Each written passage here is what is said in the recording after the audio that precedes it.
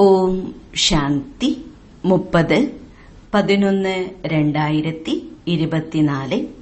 ബാബ പറയുന്നു, മധുരമായ കുട്ടികളെ, മകൻ അച്ഛനെ പ്രത്യക്ഷമാക്കും. തന്റെ മതം മന്മത്ത് ഉപേക്ഷിച്ച് ശ്രീമതത്തിലൂടെ നടക്കും. അപ്പോൾ ബാബയെ പ്രത്യക്ഷപ്പെടുത്താൻ കഴിയും. ചോദ്യം: ഏതു കുട്ടികളുടെ രക്ഷയാണ് ബാബ അവശ്യം ചെയ്യുന്നത്? ഉത്തരം: ആരാണോ സത്യതയുള്ള കുട്ടികൾ അവർ തീർച്ചയായും സംരക്ഷിക്കപ്പെടും. അഥവാ സംരക്ഷണം ഉണ്ടാകുന്നില്ലെങ്കിൽ ഉള്ളിൽ ഏതെങ്കിലും തരത്തിലുള്ള അസത്യം ഉണ്ടായിരിക്കും. പഠിപ്പ് മുടക്കുക, സംശയത്തിൽ വരുക അർത്ഥം ഉള്ളിൽ ഏതെങ്കിലും തരത്തിലുള്ള അസത്യമുണ്ട്. അവരെ മായ പ്രഹരിക്കുന്നു. ചോദ്യം: മായ കാന്തമാകുന്നത് ഏതു കുട്ടികൾക്കാണ്? ഉത്തരം: ആരാണോ മായയുടെ മനോഹാരിതയിൽ ആകർഷിതരാകുന്നത് അവർക്ക് മായ കാന്തമാകുന്നു. ശ്രീമതത്തിലൂടെ നടക്കുന്ന കുട്ടികൾ ആകർഷിതരാവുകയില്ല.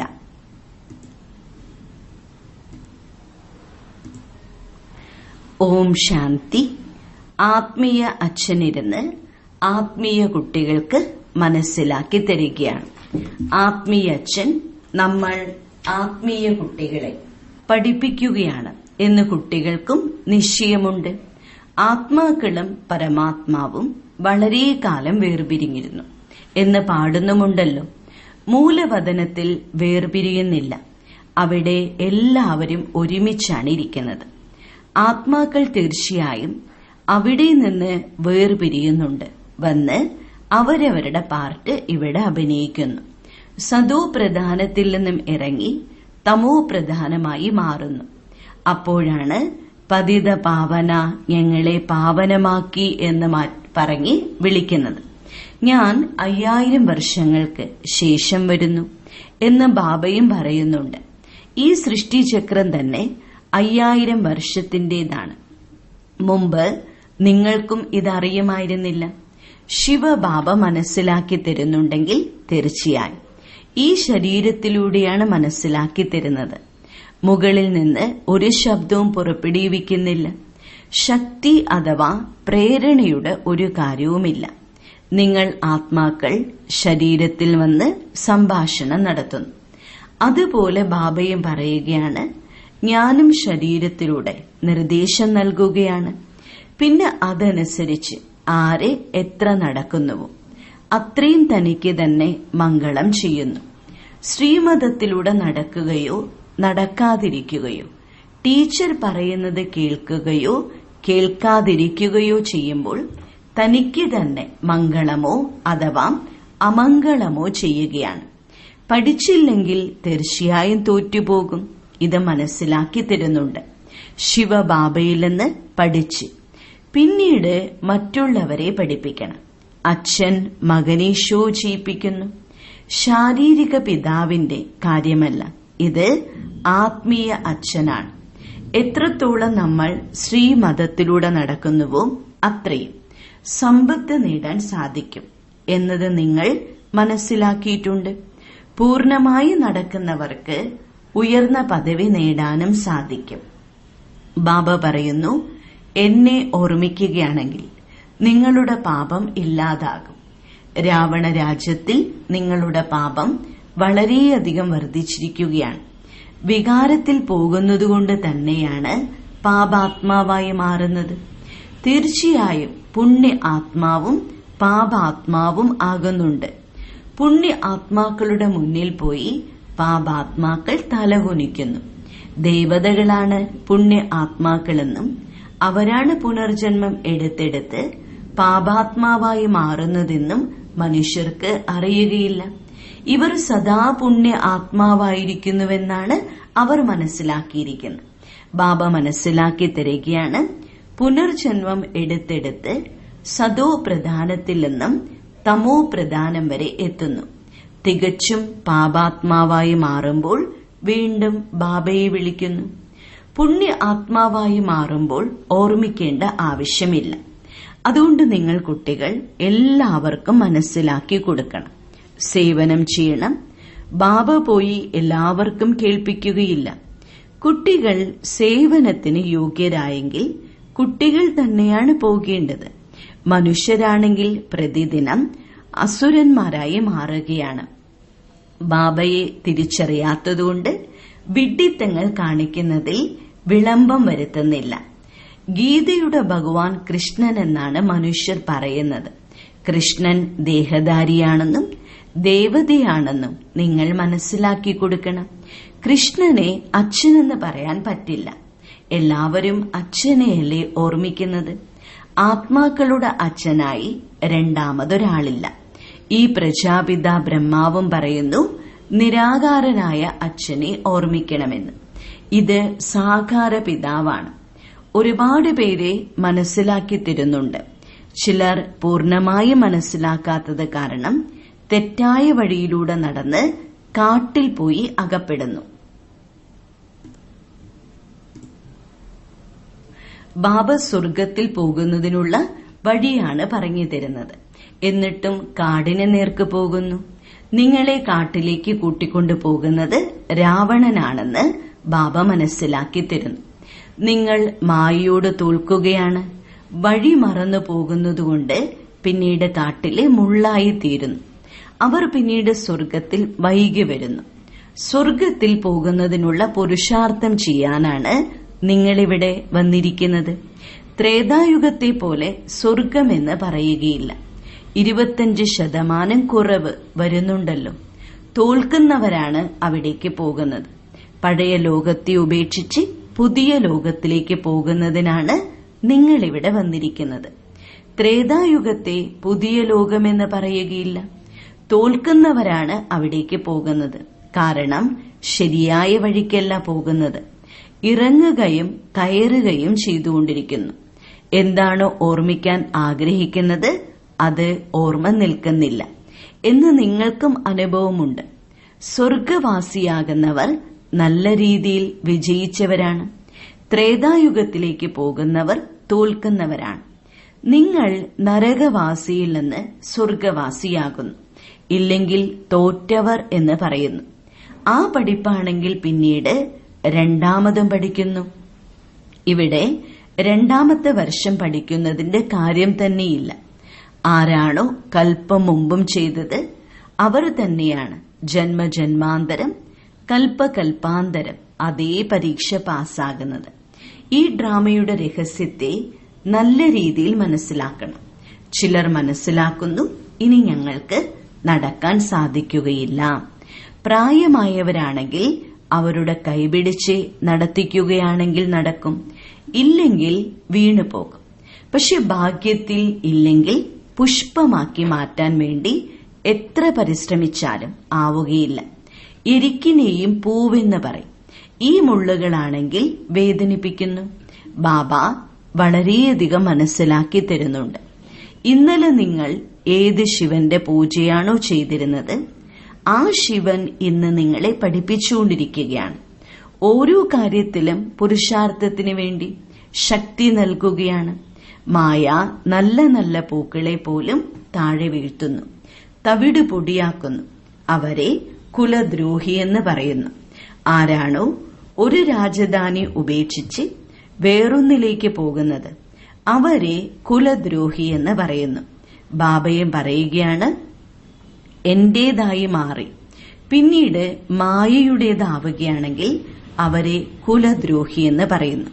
അവരുടെ പെരുമാറ്റവും അങ്ങനെയുള്ളതായിരിക്കും. ഇപ്പോൾ ബാബ മായയിൽ നിന്ന് മോചിപ്പിക്കാൻ വന്നിരിക്കുകയാണ്.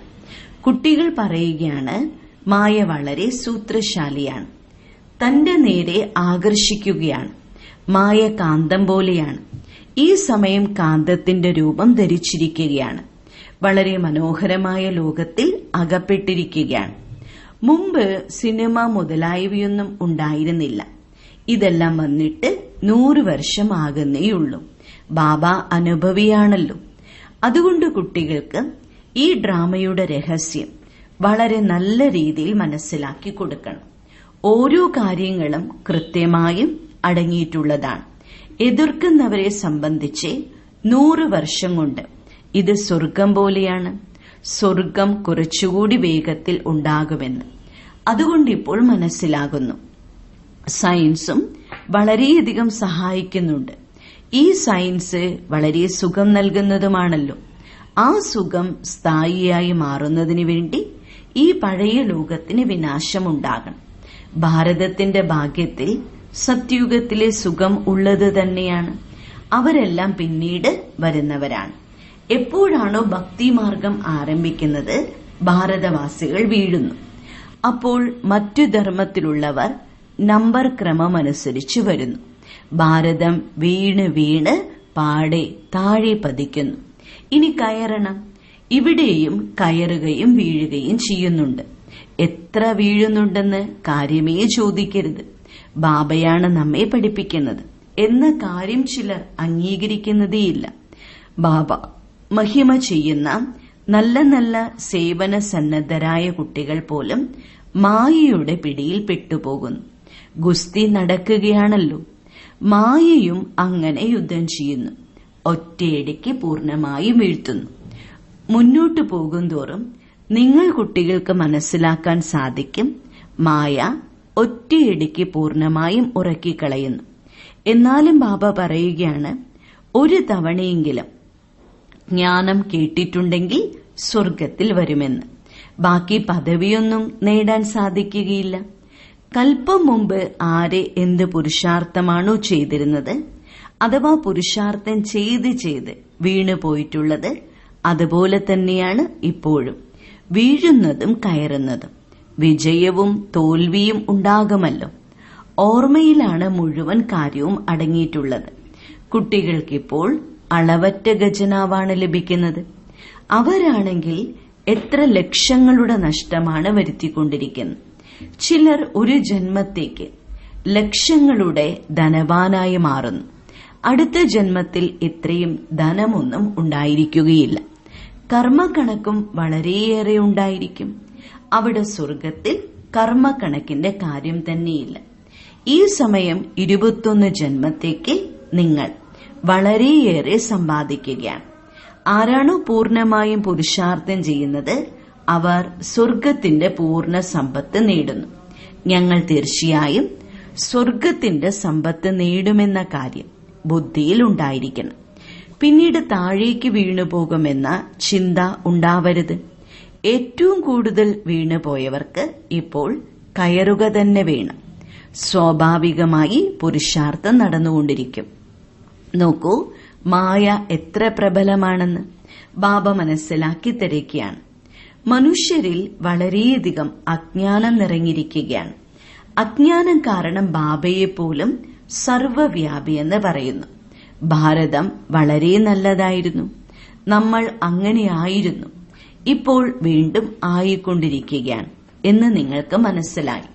ഈ ദേവതകൾക്ക് എത്ര മഹിമയാണുള്ളത് എന്നത് നിങ്ങൾ കുട്ടികൾക്കല്ലാതെ വേറെ ആർക്കും അറിയുകയില്ല. പരിധിയില്ലാത്ത ജ്ഞാനസാഗരനായ ബാബ വന്ന് നമ്മെ പഠിപ്പിക്കുകയാണ് എന്ന കാര്യം നിങ്ങൾക്കറിയാം. എന്നിട്ടും മായ അനേകരെ സംശയത്തിലേക്ക് കൊണ്ടുപോവുകയാണ്. കള്ളവും കാപഢ്യവും ഉപേക്ഷിക്കുന്നില്ല. അതുകൊണ്ട് ബാബ പറയുകയാണ്, തന്റെ സത്യസത്യമായ ചാർട്ട് എഴുതും. പക്ഷെ ദേഹാഭിമാനം കാരണം സത്യം പറയുന്നില്ല. അതുകൊണ്ട് അതും വികർമ്മമായി മാറുന്നു. സത്യം പറയണമല്ലോ, ഇല്ലെങ്കിൽ വളരെയധികം ശിക്ഷ അനുഭവിക്കേണ്ടതായി വരും. ഗർഭജയിലിലും വളരെയധികം ശിക്ഷ ലഭിക്കും. ഇനി ഞാൻ അങ്ങനെയുള്ള പ്രവൃത്തി ചെയ്യുകയില്ല എന്ന് പറഞ്ഞ് കരയുന്നു. എങ്ങനെയാണോ ചിലർക്ക് അടി കിട്ടുമ്പോൾ മാപ്പ് യാചിക്കുന്നത്, ശിക്ഷ ലഭിക്കുമ്പോഴും അങ്ങനെ ചെയ്യുന്നു. മായയുടെ രാജ്യം എപ്പോഴാണ് ആരംഭിക്കുന്നത് എന്ന കാര്യം നിങ്ങൾ കുട്ടികൾക്ക് ഇപ്പോൾ മനസ്സിലായി. പാപം ചെയ്തുകൊണ്ടിരിക്കുകയാണ്. ബാബ കാണുകയാണ്, ഇവർ ഇത്രയും മധുരമായി വിനയമുള്ളവരായി മാറുന്നില്ല. ബാബ എത്ര വിനയത്തോടെയാണ്, കുട്ടികളെ പോലെയാണ് നടക്കുന്നത്. കാരണം ഡ്രാമയിലൂടെ നടന്നുകൊണ്ടിരിക്കുകയാണ്. എന്താണോ സംഭവിക്കുന്നത് അതെല്ലാം ഡ്രാമയിലുള്ളത് എന്ന് പറയുന്നു. വീണ്ടും ഇനി അങ്ങനെ സംഭവിക്കരുത് എന്ന് മനസ്സിലാക്കി കൊടുക്കുന്നു. ബാബ് ദാദ രണ്ടുപേരും ഒരുമിച്ചാണല്ലോ. ദാദയുടെ അഭിപ്രായം വേറെയാണ്. ഈശ്വരന്റെ അഭിപ്രായവും വേറെ തന്നെയാണ്. ഈ മതം ആരാണു നൽകുന്നത് എന്ന് മനസ്സിലാക്കണം. ഇദ്ദേഹവും അച്ഛൻ തന്നെയാണല്ലോ. അച്ഛൻ പറയുന്നത് അംഗീകരിക്കേണ്ടേ? ബാബ വലിയ അച്ഛനാണല്ലോ. അതുകൊണ്ട് ബാബ പറയുകയാണ്, ശിവ ബാബയാണ് മനസ്സിലാക്കി തരുന്നത് തന്നെ മനസ്സിലാക്കും. മനസ്സിലാക്കുന്നില്ല എങ്കിൽ പദവിയും നേടാൻ സാധിക്കുകയില്ല. ഡ്രാമ പ്ലാൻ അനുസരിച്ച് ബാബയുമുണ്ട്, ദാതയുമുണ്ട്. ബാബയുടെ ശ്രീമതം ലഭിച്ചിരിക്കുകയാണ്. മായ അങ്ങനെയാണ്. ആരാണോ മഹാവീരൻ, ഫയൽമാൻ, അവരെ കൊണ്ട് ഏതെങ്കിലും തരത്തിലുള്ള മോശമായ കർമ്മം ചെയ്യിപ്പിക്കും. ബാബയുടെ ശ്രീമതത്തിലല്ല എന്ന് മനസ്സിലാക്കാൻ സാധിക്കും. ഞാൻ എന്റെ ആസുരീയ മതത്തിലാണ് എന്ന് ഫീൽ ചെയ്യും. ശ്രീമതം തരുന്ന ആൾ വന്ന് ആസന്നസ്ഥനാണ്. ബാബയുടേത് ഈശ്വരീയ മതമാണ്. ബാബ പറയുകയാണ്, അഥവാ ഇദ്ദേഹം അങ്ങനെയുള്ള ഏതെങ്കിലും മതം നൽകുകയാണെങ്കിൽ പോലും അതിനെ ശരിയാക്കാൻ ഞാനിരിക്കുന്നുണ്ട്. എന്തായാലും എനിക്ക് രഥം വേണമല്ലോ. ഞാൻ ഈ രഥം എടുക്കുമ്പോഴാണ് ഇദ്ദേഹത്തിന് വളരെയധികം നിന്ദ അനുഭവിക്കേണ്ടതായി വരുന്നത്. ഇല്ലെങ്കിൽ ഒരിക്കലും നിന്ദ അനുഭവിക്കേണ്ടി വരികയില്ല. അതുകൊണ്ട് ഇദ്ദേഹത്തെയും എനിക്ക് സംരക്ഷിക്കേണ്ടതുണ്ട്. തീർച്ചയായും ബാബ രക്ഷ ചെയ്യുന്നു. കുട്ടികളുടെ രക്ഷ അച്ഛൻ ചെയ്യുന്നുണ്ടല്ലോ. എത്രത്തോളം സത്യത്തിലൂടെ നടക്കുന്നുവോ അത്രയും രക്ഷയും ഉണ്ടാകുന്നു. കള്ളന്മാരെ സംരക്ഷിക്കുകയില്ല. അവർക്ക് പിന്നീട് ശിക്ഷ അനുഭവിക്കേണ്ടി വരും. അതുകൊണ്ട് ബാബ മനസ്സിലാക്കി തരികയാണ്, മായ ഒറ്റയടിക്ക് മൂക്കിൽ പിടിച്ച് എല്ലാം അവസാനിപ്പിക്കും. മായ പിടിച്ച് വിഴുങ്ങിയതുകൊണ്ട് പഠിപ്പ് ഉപേക്ഷിച്ചുവെന്ന് കുട്ടികൾ സ്വയം ഫീൽ ചെയ്യും. തീർച്ചയായും പഠിപ്പ് പഠിക്കും എന്ന് ബാബ പറയുന്നു. ശരി, എവിടെ ആരുടെയാണ് കുഴപ്പം? ആരെന്തു ചെയ്യുന്നുവോ അത് ഭാവിയിൽ നേടും. എന്തുകൊണ്ടെന്നാൽ ഇപ്പോൾ ലോകം മാറിക്കൊണ്ടിരിക്കുകയാണ്. മായ സന്തോഷത്തിലിരിക്കാൻ അനുവദിക്കാത്ത തരത്തിൽ പ്രഹരമേൽപ്പിക്കുന്നു. ബാബ എന്താണ് സംഭവിച്ചത് എന്നറിയുന്നില്ല എന്ന് പറഞ്ഞ് പിന്നീട് കരയുന്നു.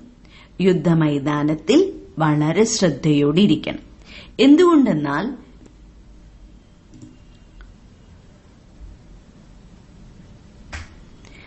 എപ്പോൾ എവിടെ നിന്ന് പ്രഹരമേൽക്കുമെന്ന് അറിയില്ലല്ലോ. എങ്കിലും കൂടുതൽ ശക്തിയുള്ളവരാണെങ്കിൽ അടുത്ത ആളെ വീഴ്ത്തുന്നു. പിന്നീട് യുദ്ധം അടുത്ത ദിവസത്തേക്ക് വെക്കുന്നു. ഈ മായയുമായുള്ള യുദ്ധം അവസാനം വരെ നടന്നുകൊണ്ടിരിക്കും. താഴേക്കും മുകളിലേക്കും പോയിക്കൊണ്ടിരിക്കും. പല കുട്ടികളും സത്യം പറയുന്നില്ല. മാനം പോകുമോ എന്ന് വളരെയധികം ഭയക്കുന്നു. ബാബ എന്തു പറയുമെന്ന് അറിയില്ല.